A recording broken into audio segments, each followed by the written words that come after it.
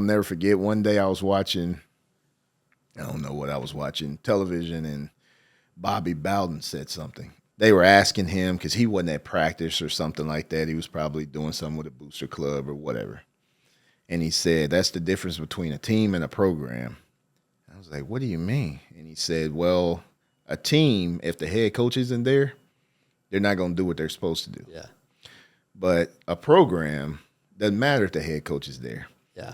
Because everybody's going to continue doing what they're supposed to do because the position coaches have been empowered. Yeah. And that was earth-shattering to my mind. But until I got to walk through it and witness it there at Central Arkansas, I was like, oh, wow, this is what he was talking about. It's true. It's very true.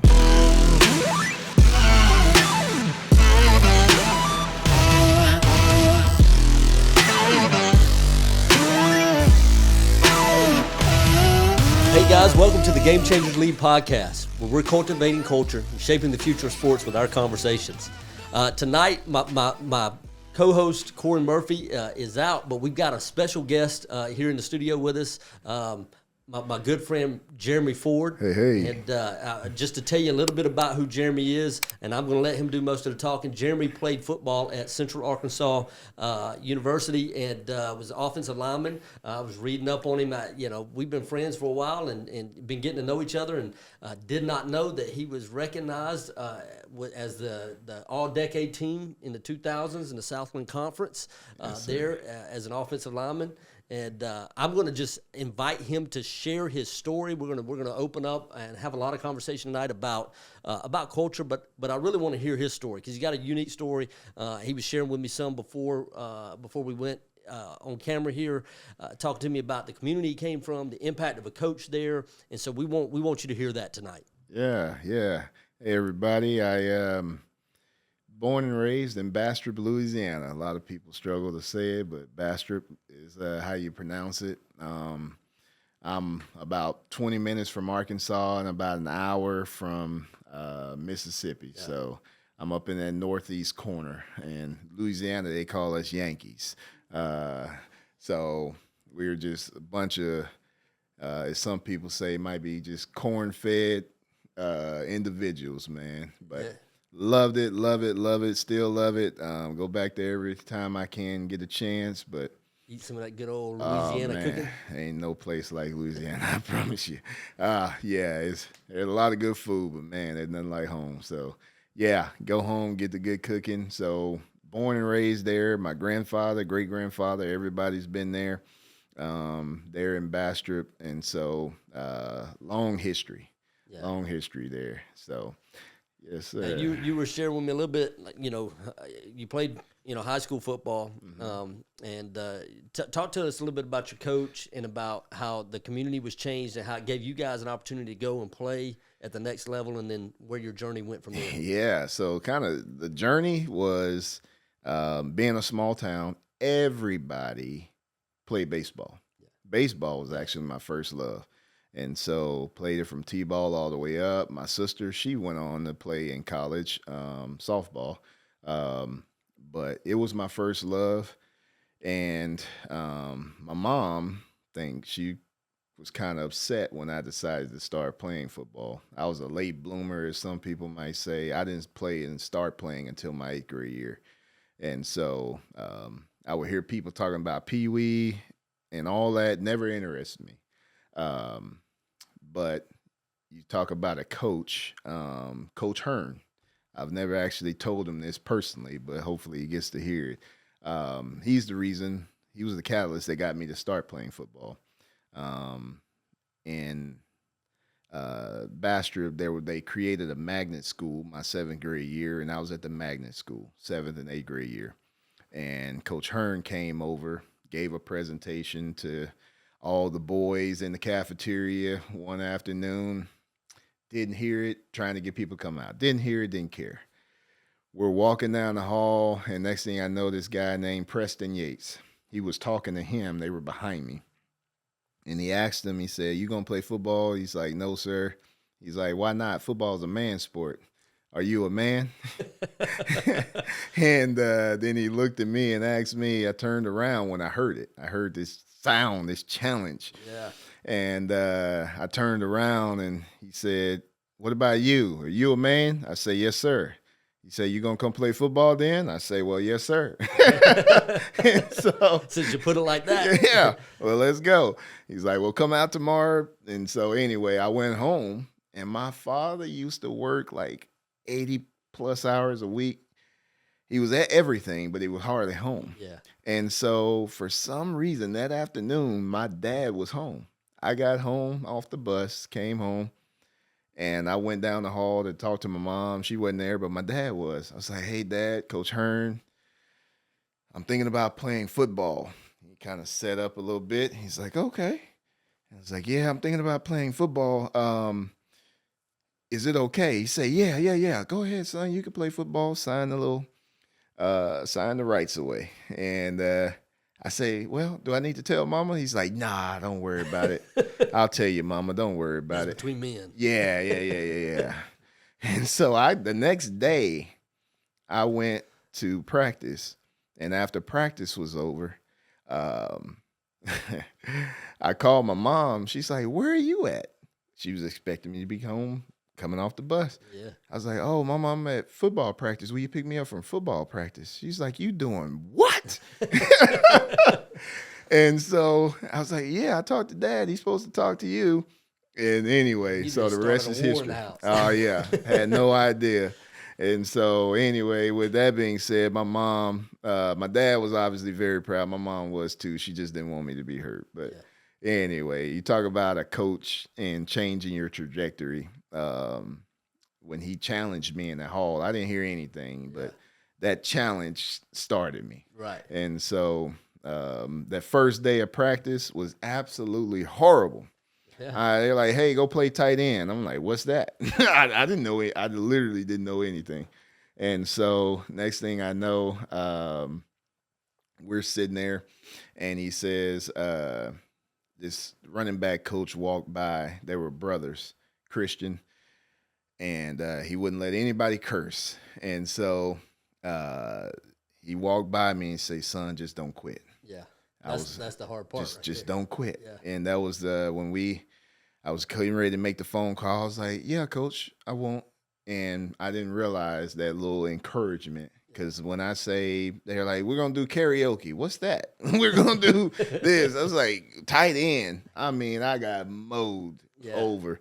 But just don't quit. Yeah. And that's kind of been my journey. The Lord has allowed me just to just not quit. Yeah. And you stick around long enough, and you're talking about the different accolades and stuff. I don't feel like I was that good, but I just never quit, and stuff comes along with that. So That's right. That's right. And you were telling me a little bit in the beginning about your community and how there was a lot of riffraff that tried to move into the school, move into the community, and how a coach basically pulled guys out of that, gave you guys some opportunity. Talk to us about that.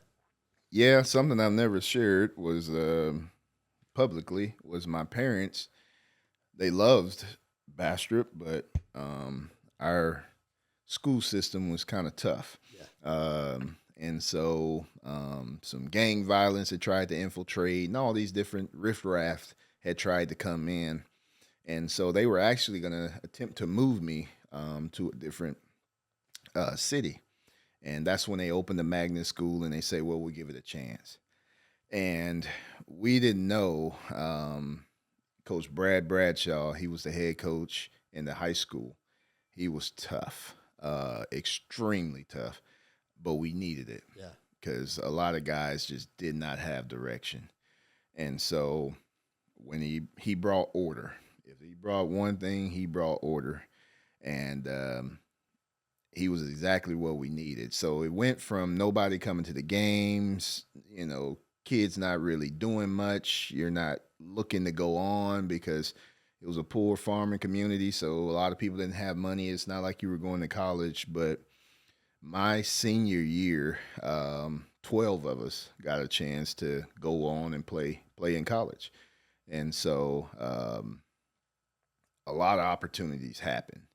And a lot of people before us when Brad Bradshaw came in. So it went from a place, where it was kind of tough and people kind of strayed away from but we don't understand the power of consistency and the coaches and what they're doing, how it literally helped shape and change our community. Yeah. It was a really big deal. So how much, obviously, you talked about like basically taking on this mindset and this attitude of like just not quitting, right? Mm-hmm. I have this saying that I use a lot of times, that grit don't quit.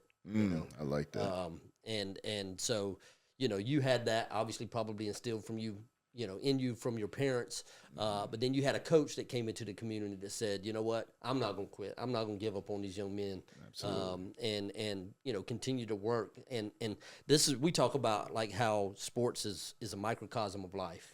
Right. Yeah. We have to learn how to overcome adversity. We have to learn how to overcome challenges. We have to learn to work as a team. All the things that, life skills that we really develop. Yes, sir. And one of those is, the ability to stick something out, to do what's hard. And so, that kind of began your journey. And then you got an example set for you by a coach who was willing to impart something to young men, to help them, go on and get their education. And it really changes a community. And that's really the power of sports. We were talking about this before. You were telling me how, the community was predominantly African American, and so whenever you started talking about this coach, I was interested to know, like, was he black, was he white? Not that it matters so much, but whenever you share with me that you got this white guy who comes into a predominantly black community, that's the power of sports. Like, it overcomes racial barriers. 100%. My personal story was in playing high school basketball, it was the only white guy on every team that I ever played on, and so, growing up in South Carolina in the 80s and early 90s, you still had a lot of racial tension in some of those communities.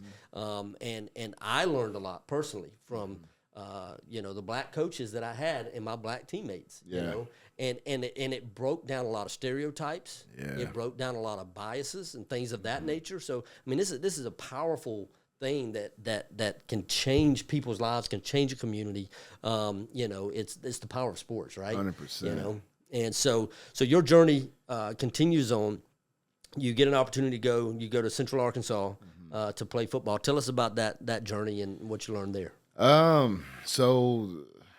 Honestly, I didn't know where I wanted to go. I just knew I wanted to do something different. I didn't want to be the stereotype. I wanted to go to school and finish. And so when Central Arkansas came to recruit me, I was like, man, I don't even know who you are. Yeah. And so we did the recruiting trips, and I had one that was a larger school that was near us, I'll say that called me in the last hour and was like, hey, man, here's a full ride, this, and that. I could have been close to the house, but I said, you know what? Central Arkansas, they called me early. Yeah. And that means I'm probably not your first choice. And so it was the absolute best thing that ever happened. Yeah. I went to school there. The recruiting trip was absolutely lame. Horrible recruit trip. It was lame. It was a recruit trip.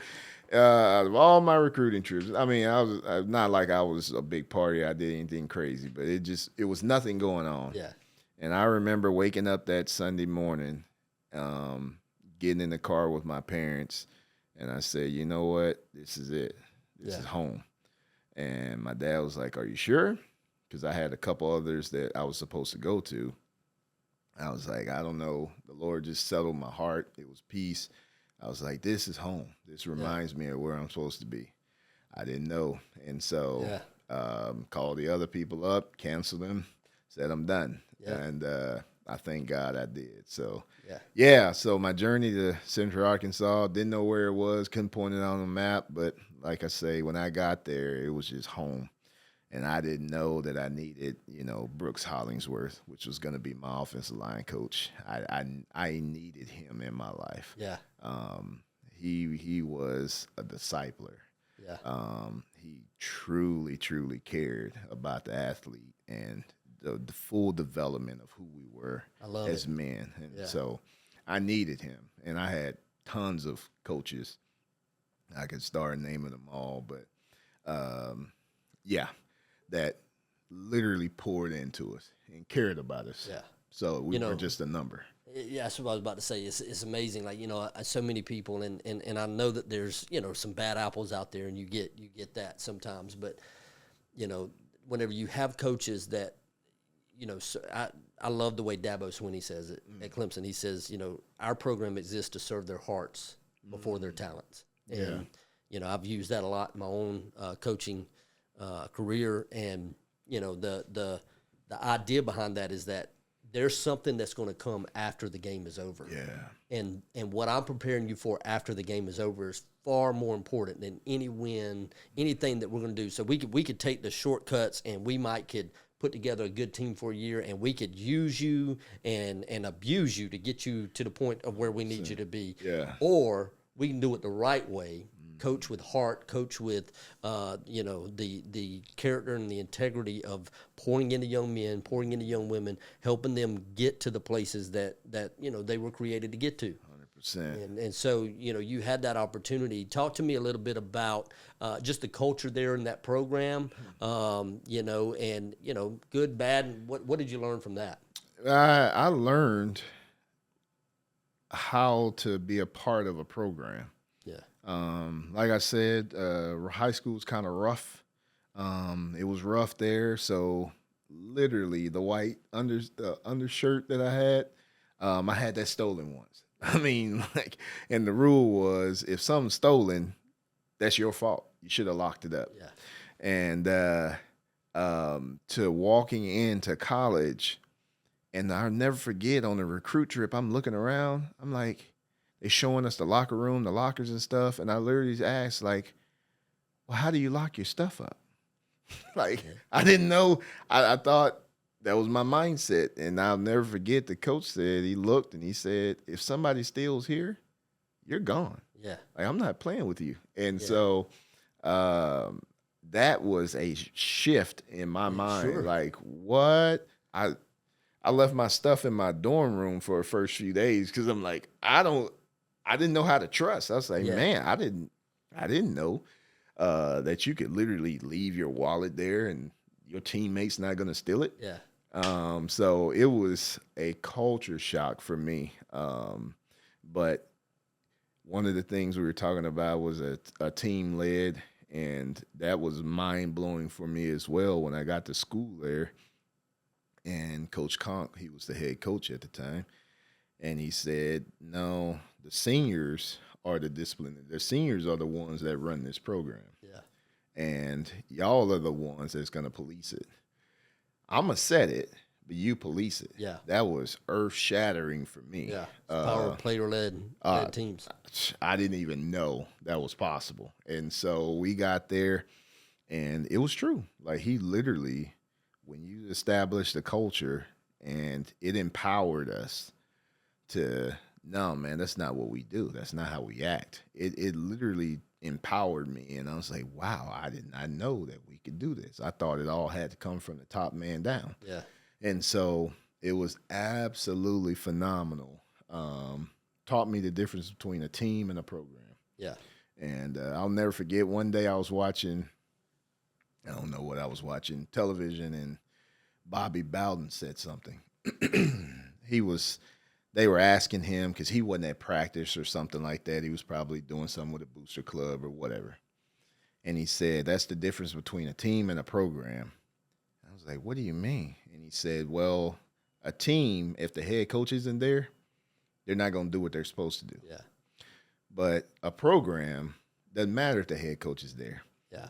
Because everybody's going to continue doing what they're supposed to do because the position coaches have been empowered. Yeah. And that was earth-shattering to my mind. But until I got to walk through it and witness it there at Central Arkansas, I was like, oh, wow, this is what he was talking about. It's true. It is very true.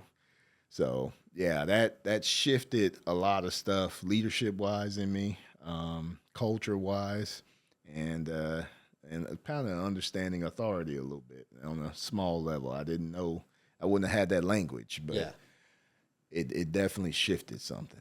That's good. That's good. So last week, in our podcast, we talked about, how player-led teams are greater than coach-led teams in the sense of like whenever a coach has to lead a team and you're not going to have the level of success that you have whenever you've got players that take responsibility for the leadership and one of the things when we're talking about culture building that we have to identify and we have to talk about is how trust is what creates buy-in. So whenever your teammates trust you, whenever as a coach, whenever the players playing for me trust me, to push them to the places where they need to be at. Whenever they trust their teammates and they trust one another, how that's so impactful when it comes to team chemistry. Whenever it comes to just putting the work in, developing the attributes that you talked about. Just not quitting. Being able to pull a teammate along that might be struggling. You bring in somebody new to the program, they're young and they don't know what the expectations are, and of course at every level, you're pushed a little harder. And it's like, okay, I got a new challenge to overcome, and those guys that you can look to and trust to help lead you to that place where you're able to give more than what you're able to give. Talk to me a little bit about like what your experience has been like as a college athlete. Leadership today. We'll talk a little bit about how your journey, where it's carried you at this point in your life. But talk to me a little bit about that. How trust was established among your teammates. To create buy-in to what the coaches expected and where y'all were trying to go as a program. I got to credit. I've got to credit. I'm going to call out. I had a lot of great coaches.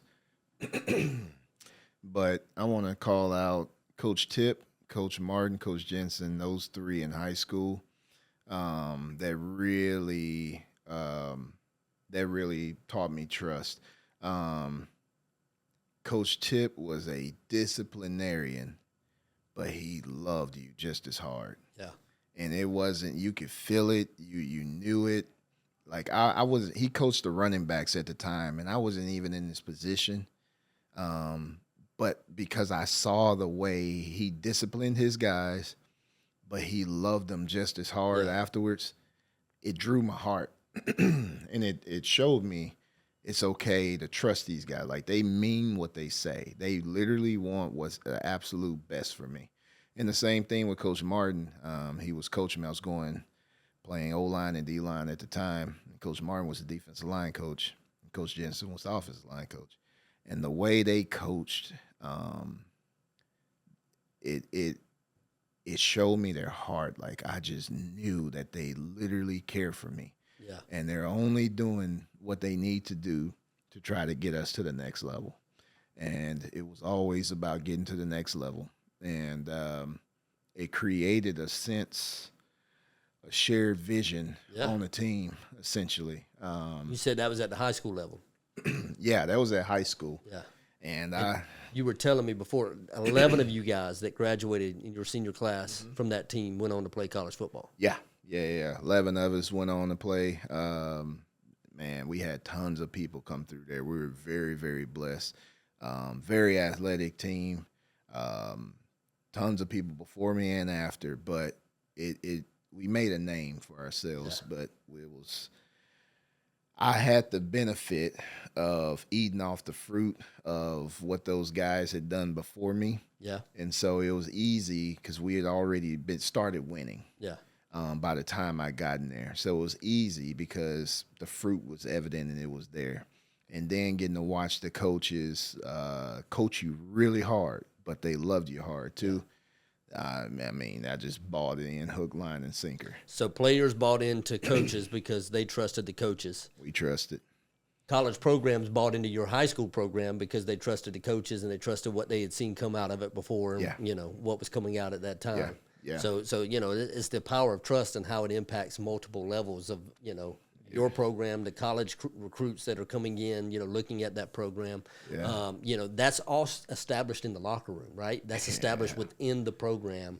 Yeah. The way coaches treat their players, the way the players responded to one another. I would imagine that for 11 of you guys to go on to play college football, you had a pretty successful season and there was good chemistry among the team. And your coaches helped to establish that. Oh, absolutely. Yeah, we did very, very well. We did very well. Came down to the semifinals. Yeah, we lost. It was heartbreaking. But that was supposed to be the year. Yeah, well, Louisiana football is a very competitive. When you talk about the Big major deal. states, Texas, Florida, California, Louisiana is right Yeah. there, in the mix of that. And so y'all played at a very high level. Yeah, we did, and it was a lot of good talent there. It was a lot of good talent all across the state, and so it was a blessing to be able to wear that name across your chest because it meant something. Yeah. So when it came to establishment of the program, I remember going down. We would have the college coaches come through all the time, and I was getting extra workout in. And my senior year, because I was done with all my classes, but I heard one coach talking to my head coach at the time, and he said something. He said, "Well, I like your guys because there's this other team that was really good." He said, "But those guys are already at their peak. They're already done." He's like, "But your guys, not only are they good athletes, not only are they good individuals, but there's a ceiling and a lot of room to grow." There's a And hunger. oh yeah, it was. It was a don't can't go back. Yeah. It was a I can't go back to where I came from. This is my ticket out. Yeah, my stepdad, he coaches in Lakeview High School back in South Carolina. It's one of the winningest programs in the state. They have actually won more playoff games than any other school in the state. A little small 1A school, but has produced NFL talent. I think of linebackers, for example, Anthony Waters, Quandon Christian, went on and played at Clemson. Darius Leonard, who was the defensive rookie of the year in the NFL with the Indianapolis Colts, came out of that school. It was a little small school, small town. Doesn't have a lot in town, but there's a hunger. There's an expectation that's a program that's been. I mean, it's been around for years. You're going to get everything you come to fight for. When you play that school, and guys that come out of those little small programs have a hunger about them. Man, come out of a small town, southern towns, they have a hunger about them that drives them. To even greater heights, and that's what those guys are seeing. Right? They're seeing like, hey, these guys have been coached well. But there's something in them that's going to cause them to go to even greater heights, and we can help them reach that potential. 1,000%. Yeah, you talk about the hunger. It was football wasn't what we did. It was like who you are. Yeah, it was part of It's like part of life. Yeah, it really was. So sports, man, it was huge for us, and everybody wanted to be a part.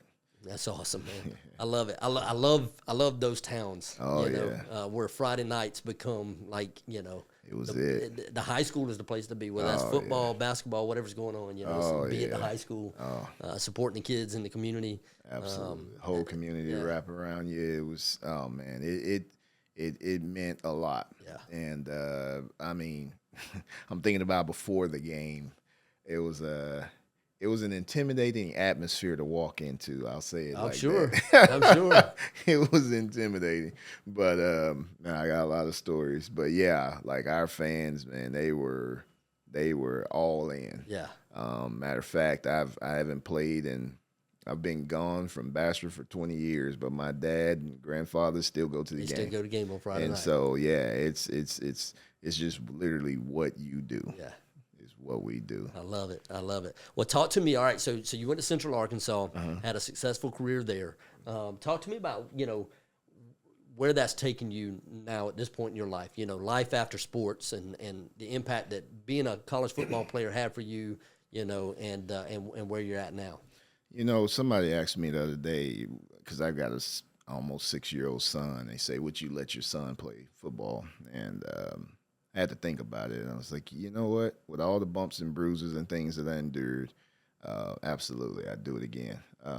Because it literally, I felt like outside of the military, probably number one, and then what I endured, number two, it's like it grew me up and prepared me for life so fast. It was like an accelerated program. Yeah. And so the Lord bless. I was managing a company, 100 employees at 25. Yeah. People that literally could be my grandfather or, grandmother working for me. Yeah. But the leadership and just the habits and the culture and how a team is supposed to be, I was exposed to all that. I was exposed to all different, race, religion, cultures, all of these different things. So I was able to navigate that and handle that. So sports has done and accelerated a lot for me in life. It's put me in a position now, right now, I'm a financial advisor, and I deal with all kinds of people. Yeah. And I have the ability to kind of understand and tap into their story because I get it. Like we all had a different track, but just like in sports, it don't matter. We have one goal, and my job is to try to help you get to that goal. And so it has done a lot for me. Open some doors, and some people don't like you because you did play. Your stereotypes go both ways. I'm sure. Yeah, it goes both ways. But at the same time, it has really helped me. Yeah. Really helped me. Now, while you were at Central Arkansas, that's whenever you met Carla, correct? I did. Yeah. So I met my wife. Actually, that's a funny story. Talking about Coach Martin, it was my 9th grade year. We were going into summer, doing summer workouts, and I can still see the hills. We were running hills that day. And my coach looked at us, the D-line, and say, "Hey, during football season, y'all don't have a girlfriend." And everybody else was like, whatever, coach. But I heard him when he said it. I was like, huh. Well, if football is a year-round sport, then that means I don't need to date year-round. And if I want to go on, well, as long as I'm playing football, I'm not going to date.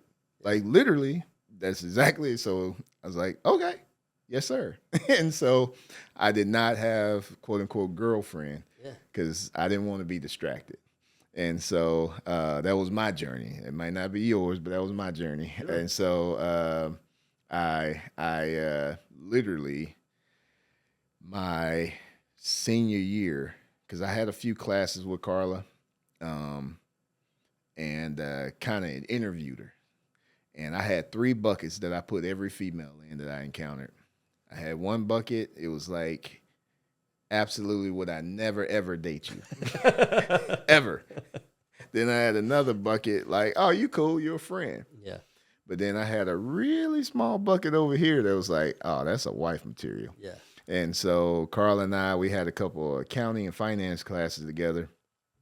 And I remember studying in the library, and we had interviewed each other for like 3 hours. I was like, man, that girl's different. I'm going to put her in that bucket. So wait a minute. Y'all interviewed each other for 3 hours. Oh, yeah. To try to determine whether y'all were going to pursue a relationship with each other. No. Oh. It's just like how we were. It's like, hold on. See, you're different. I think she recognized I was different. I recognized that she was different. So we were just naturally interrogating, asking questions, trying to figure out like, I hear what you're saying, but let me check for depth. Yeah. Like, oh, okay, she legit. And so next thing I know, remember, I'm still playing ball, so I don't date. Right. And then next thing I know, that was my redshirt junior year. She was getting ready to graduate, and she's getting ready to graduate my redshirt junior year, and she had come over to one of my friends' house. And we were just playing spades. Played spades at night. She left. And one of my football brothers, best friend Dave, Nick Pettis, he was like, man, that girl right there, that's a good girl. Yeah. And I was like, yeah, I know, man. He was like, no, because his brother had died the year before. And he was really tough time. And Carla had a class with her. And she, like, helped tutor him and helped get him through that class. Yeah. And he's like, man, that's a really good girl, man. And it was like God took the scales off of my eyes that night. And I went home. I was writing a paper on Great Britain. I'll never forget it. And she called me, and I literally said, uh-oh, here we go. Like, I'm in trouble now. I knew it. It's like literally God took the scales off, and I was like, man, like at that moment I knew I could marry her, Yeah. like in that moment. So, but we waited until I finished that next year. It was good because it was a long distance relationship because I don't handle distractions well. Yeah. So she had already had a job. She was in Denver, and I finished out my last year at UCA. So we did the long distance relationship. I hear you. So, But it took a teammate to tell you, Yeah. like, hey, bro, you need to wake up. Like, that's a good girl. that's a good girl. Yeah. I was like, yeah, man, you know what? You're right. Because all the guys I hung out with, they were pretty much on the team. And they're like, yeah, man, that girl, that's a good girl. That's called trust that builds buy-in right there. Oh, when you can man. trust that brother to recognize, Oh, yeah. like, hey, this is a good girl. Yeah, and yeah. You bought in. Yeah, I did. So I knew them was my brothers, and they still are, still to this day, which is another thing. Yeah, they're still my guys, still to this day. And I was like, you know what? You're right. I hear you. So it did take trust because I pretty much made a vow in my heart, like I'm done. I'm not gonna get distracted. Yeah. And get off course. I'm gonna finish this thing, but she obviously superseded my plans that I had. God superseded Yeah, your he plans. does. Yes, he does. All right. Well, as we're wrapping this up, I wanted to give you an opportunity, Jeremy. If there's anything that you just want to share, any thoughts that you have, maybe some things that, coming into the podcast that you were thinking of that we haven't covered, want to just give you an opportunity to share that before we close up with the last word. Yeah, I was just, you know what? I was sitting here reflecting on it, and I feel like we all are called to build a team. Yeah. I didn't even think about it until you brought up this topic, like how important it is. And so we're all called to make disciples. Yeah. And I did not realize how impactful that really was. And so it kind of woke me up and stirred me up. I wrote down some stuff like, man, that's what Jesus did in John 17. He told us, my work is finished. Yeah. Why? Because he made these 12 disciples. That's right. And so I had it hit me in a deep place that the little things that we're doing, how sports is a microcosm of life, like it has serious impact. And we never know how far the Lord will allow that reach to go in our lives. And so I didn't realize how important it is and how big of an impact. I'm thinking about all these different coaches that I've had over the years. And that term coach is a special thing to me. Yes, it is. Because still, whether you coach me 1 year in T-ball, I still call you coach. It's a really special place. And so to be able to have a tremendous impact in people's lives and make reaches into people's future that we don't know how big of an impact it's going to be. So I would just say make sure we understand what we're actually doing. Yeah. Yeah. Well, I think those are great words to live by. And, when you talk about building a team, we are called to build a team, right? We're called to build a team for those of us who live by our faith, and we're called to build a team to reach people and make disciples. We're called to build teams to surround us to accomplish the things that God put us in this earth to do, you know? And that's one of the things that I learned so much growing up playing sports is that I can't get where I'm supposed to go in life on my own. It really does take coaches, mentors, spiritual fathers, and in my life that have helped me grow and mature, to be a better husband, be a better father, and the things that that set before me, in leading a business, anything that we do in life, it takes a team. Sir. And so we learn that. We really do learn that through growing up playing sports, and hopefully we've got good examples of that, right? Yeah. Good examples of coaches, good examples of teammates. I know that there's some horror stories out there, but I think that for the most part, what I see whenever I'm out in the communities coaching and working over the years, I've coached in 4 different states now, and in every community I've ever gone into, to be able to see the impact that coaches are making on a community, making in the lives of young men and young women, there's nothing like it. And so especially whenever you got godly examples, Yeah. you know, in that field working with you, is so important, man. And so I commend you, man. It's been great talking to you.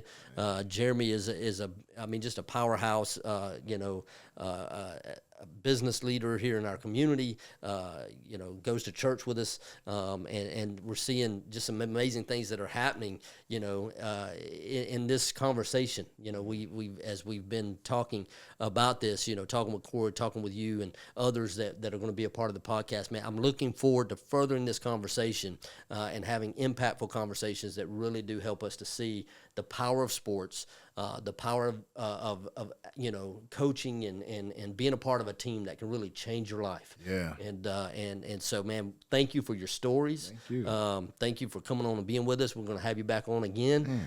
We love it, man. It's Jeremy's a great brother, and it's good to have you here with us tonight, man. Thank you, brother. All right, we'll see you next time, and look forward to furthering this conversation.